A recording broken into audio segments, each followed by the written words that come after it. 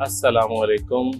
आज दिन से मैं हूँ आपका होस्ट तैयब। लोगों ने बड़ी दफ़ा हमसे पूछा है कि क्या ग्रॉसरी का बिज़नेस प्रॉफिटेबल है, क्या हम इसको कर सकते हैं, अगर कर सकते हैं तो कितनी इन्वेस्टमेंट पे कर सकते हैं।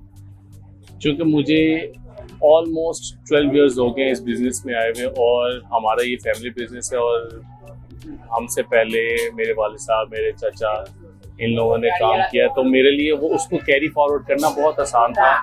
आज सबसे पहले हम ये देखेंगे कि क्या ग्रॉसरी का बिजनेस प्रॉफिटेबल है या नहीं है। तो इसका आंसर है। ये मैंने जो एक लफ्ज़ बोल दिया है प्रॉफिटेबल है, लेकिन ये इतना आसान नहीं है जितना आप लोगों को लगता है। ये कितनी आम बंदे को लगेगा कि अगर वो 10,000 या 15,000 की ग्रॉसरी कर रहा है तो उसके अंदर वो ऑलमोस्ट 2,000 या 3,000 रुपये कमा रहा होगा। ये डिपेंड करता है कि कौन सी टाइप के प्रोडक्ट्स हम उन्हें सेल कर रहे हैं और किन चीज़ों में कितना मार्जिन है। ये आने वाले आगे व्लॉग्स में मैं आपको बताऊंगा, ताकि आपके लिए इस बिज़नेस में आना काफ़ी हद तक आसान हो जाए। ये बिज़नेस या पाकिस्तान में रोज़ाना इतने लाखों बिजनेसेस ओपन हो रहे हैं और कई हज़ारों बंद भी हो रहे हैं, तो उसके पीछे क्या वजूहत हैं कि क्यों ये बिजनेसेस फ्लॉप हो जा रहे हैं। इस काम का जो सबसे बड़ा एज है, वो जो काम कर रहे हैं वो लोग इस चीज़ को एग्री करेंगे कि कोविड के अंदर या कभी भी मसला हो जाए तो लोगों ने खाना नहीं छोड़ना होता, और रेस्टोरेंट्स अगर बंद हो जाए तो भी लोगों ने खाना है, चाहे वो घर से खाएं या होटल से खाएं।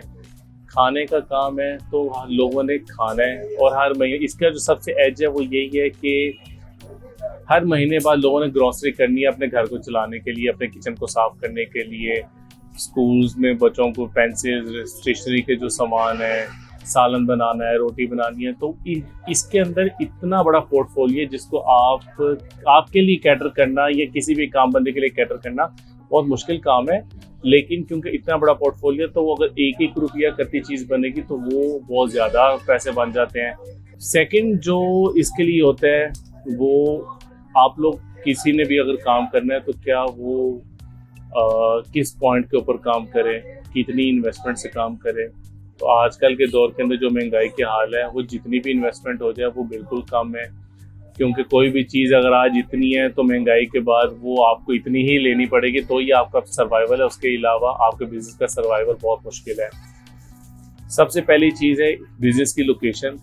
आपके लिए, किसी भी बंदे के लिए जो कारोबार है वो एक उस पॉइंट के ऊपर होना चाहिए जहाँ पे लोगों का इन आउट, या कहीं पे लोग बस स्टॉप हो या कहीं पे रश वाली जगह हो, तो ये वहाँ पे आपको बहुत ज़्यादा फ़ायदा देके जाने वाला बिजनेस होता है। अगर आप किसी ऐसी जगह के ऊपर हैं गर्मी के अंदर जहाँ पे लोगों का इन आउट बहुत ज़्यादा है, तो अगर एक फ्रिज ही आपने रखी हो तो वो आपको एक दिन में पैसे बचा के चली जाती है।